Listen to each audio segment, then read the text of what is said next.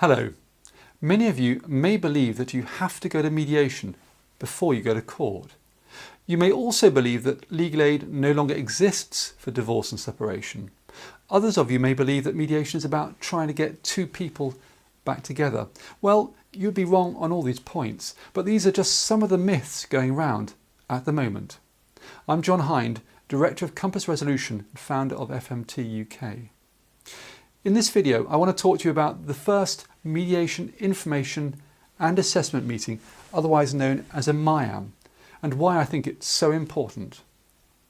First, I must stress that it's the MIAM and not mediation itself that is compulsory before you go to court, and for very good reason. The government believes, as I do, that most separating couples should learn as much as they can about mediation from a mediator before deciding whether or not it's for them. I would go further and say that in most cases, people should try out at least one session of mediation before deciding whether it's for them or not. How else will they actually know whether it will work for them? Anyway, turning back to the first information meeting. There are three main parts to this meeting. First, the mediator will ensure that you understand the process, how the mediator works, how much it all costs, and how long it's going to take. Second, the mediator needs to understand your situation, your concerns, and what's important to you. And thirdly, the mediator needs to check that mediation will provide a safe and secure environment for you both. That's the screening aspect of the MIAM. So far as the first part is concerned, please watch my two videos about mediation and what a mediator does, so you can ask questions about this when you see the mediator. Turning to the second part, the MIAM, and the part I spend most of my time on, understanding you and your situation. In terms of understanding you and your situation, I'll explain to you on the phone before the MIAM and during the MIAM that I'll need to understand your situation, your concerns, and what's important to you in some detail. I'm also always careful to explain that I'll need to have a similar meeting with your former partner for similar reasons before mediation. Only then will I have a balanced view of the challenges facing each of you and the challenge of helping you both reach a joint decision in mediation despite any differences between you. Personally, I have no idea how any family professional can decide whether mediation is suitable for you or not without meeting you both, hearing both sides of the argument, and without a proper assessment and screening training. Anyway, as well as needing to understand all perspectives, I also need time to explain how mediation, and more specifically how I work, to help you both communicate and sort things out together. Most clients I speak to on the phone and in the MIAM want and need to understand how I'm going to help and support them, especially if things have got quite bad.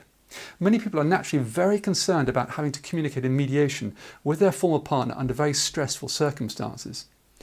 I reassure them by explaining how I work in mediation to ensure that the process is fair and balanced in every respect. And MIAM is a chance for you and the mediator to discuss all this in much more detail on a one-to-one and confidential basis. So what about the costs of all this? In my introduction to this video, I mentioned legal aid and the myth that legal aid no longer exists for divorce and separation. Now, it's true that in most cases you can no longer get legal aid, but that's for a lawyer to represent you. Legal aid is very much alive for mediation, as the government tries to encourage as many separating couples as possible to find out about mediation and then perhaps go on and mediate. You'll find a legal aid guide and access to an online legal aid calculator on our website. One of the first things we do at the beginning of our mediation information meeting is to check whether you qualify for legal aid and to get you to sign a legal aid form at means 7. We'll have sent you a checklist of documents to bring with you to the MIAM to prove that you qualify for legal aid. And again, you'll find a copy of this checklist on our website, or just ask us for this. If you qualify for legal aid, the first meeting and the whole mediation process will be absolutely free. Furthermore, if you qualify for legal aid, the MIAM, our MIAM, with your former partner will also be free for them, even if they don't go on to qualify for legal aid for mediation. So please watch my video on the costs of mediation, check out our website and read our legal aid guide.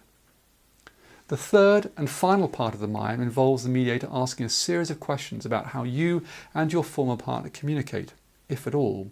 The mediator will also ask about any domestic abuse and questions about mental capacity to engage in mediation. The mediator must ensure that he or she is able to provide you and your former partner with a safe and secure environment to express views, to try and reach an agreement in a balanced and fair way. That's the screening part of the MIAM. So, by the end of your MIAM with us, you will know whether you qualify for legal aid for mediation. You will have a much better understanding of mediation and how the mediator works. You will hopefully have many of your questions and concerns answered by the mediator. You will of course met and hopefully feel reassured by the mediator helping you. And you will have agreed a course of action with the mediator, and if mediation is suitable and you want to mediate, the mediator will invite your former partner to have a similar meeting with them.